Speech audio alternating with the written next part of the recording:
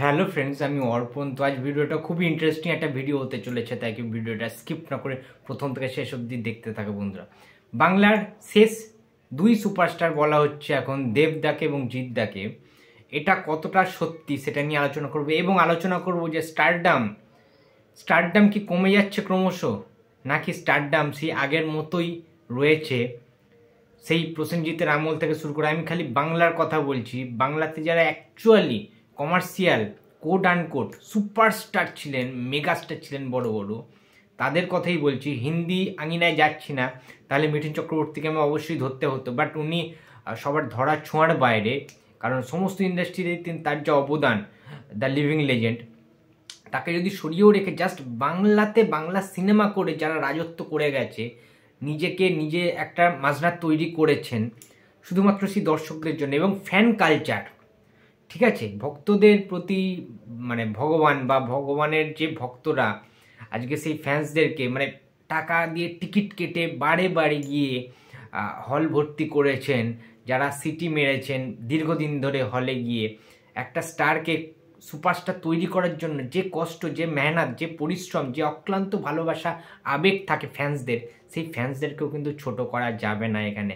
আমরা গতকাল দেখলাম দেবদা হল ভিজিট করতে গিয়েছিলেন, সিঙ্গেল স্ক্রিন যে হলগুলো গ্রামগঞ্জে চলছে, সেখানেও দেখতে পাচ্ছি সমুদ্রের মতো দর্শকদের ভিড় দেবদাকে জাস্ট একটিবার দেখার জন্য। এই ভিড়টা তো জিদ্দার ক্ষেত্রেও হয়েছে বারবার, এই ভিড়টা তো বুম্বাদের ক্ষেত্রেও দীর্ঘ 42 বছর ধরে হয়ে এসছে বারবার। লাস্ট আমরা দেখতে পেয়েছিলাম দশম অবরের সময়, সৃজিত মুখার্জির দশম অবতার। আমরা সবাই বলছি যে সৃজিত মুখার্জির সিনেমা করছে বুম্বাদা, হয়তো প্রসেনজিৎ চ্যাটার্জি শহুরে সেই দর্শকদেরকে ক্যাটার করার জন্য হয়তো বা সেই সমস্ত ছবি করছেন, অটোগ্রাফের মতো ছবি, 22শে শ্রাবণের মতো ছবি, দশম অবতারের মতো ছবি। বাট না, বুম্বাদা যেমন গ্রামের দর্শকদের জন্য যেমন অ্যাভেলেবেল, তেমন কিন্তু আমাদের শহরের সমস্ত দর্শকদের জন্য তিনি কিন্তু অ্যাভেলেবেল নিজেকে বানিয়েছেন, নিজেকে তৈরি করেছেন সেরকম মেহনত করে। তাই জন্যই বোধহয় দশম অবসরে যখন জাস্ট শুটিং হচ্ছিল, তোমরা বললে বিশ্বাস করবে না, কলকাতার বুকে একটা শুটিং হচ্ছে, রীতিমতো পুলিশ প্রশাসন, আর্মি, ইন্ডিয়ান আর্মি, র্যাব নামাতে হয়েছে সামলাবার জন্য ভিড়টা।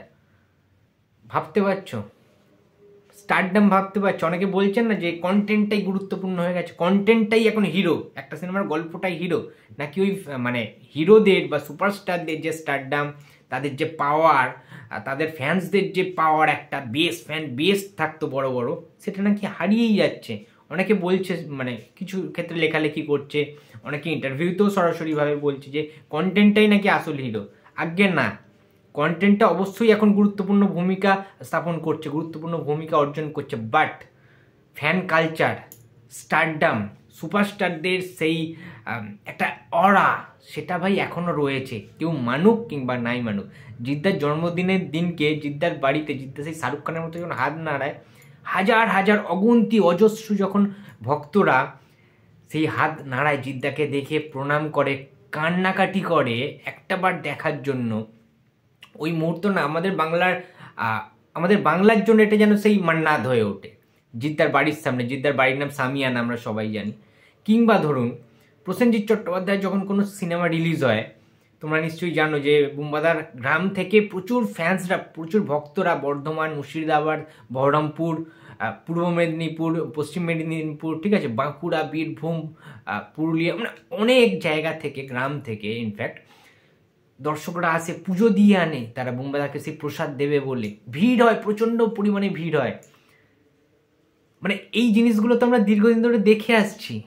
এবছর দেবদার বার্থডেতেও দেখলাম, এবং দেবদা যে গাদান সিনেমার যে প্রমোশনগুলোও যেসব গ্রামে গিয়েছিল, তোমরা দেখেছো, ভিড়টা দেখেছো জাস্ট মানুষের। আমরা স্টেজ প্রোগ্রামের কথা তো ছেড়ে দিলাম, সেগুলো অনেক আগে থেকে আমাদের অ্যানাউন্সমেন্ট হয়ে যায়, গ্রামের লোকরা এসে বসে থাকে, লক্ষ লক্ষ লোক তাদেরকে দেখার জন্য ভিড় জমায়। আমরা একটা জিনিস নিয়ে খুবই কৌতূহল রয়েছে, সেটা হচ্ছে যে বুম্বাদা, জিদ্দা এবং দেবদার পরবর্তীতে কি কোনো এরকম সুপারস্টারের জন্ম হবে, কোনো সুপারস্টার আবির্ভাব হবে, যাদের জন্য দর্শকরা এতটা হাউতাস করবে, এতটা নিজের কাজ ফেলে রেখে তাদেরকে দেখার জন্য, ওই যে কৌতূহল, ওই যে উচ্ছ্বাস, ওই যে উন্মাদনা একটা সুপারস্টারকে দেখার জন্য ভক্তদের, এই কালচারটা কি পরবর্তীকালে থাকবে?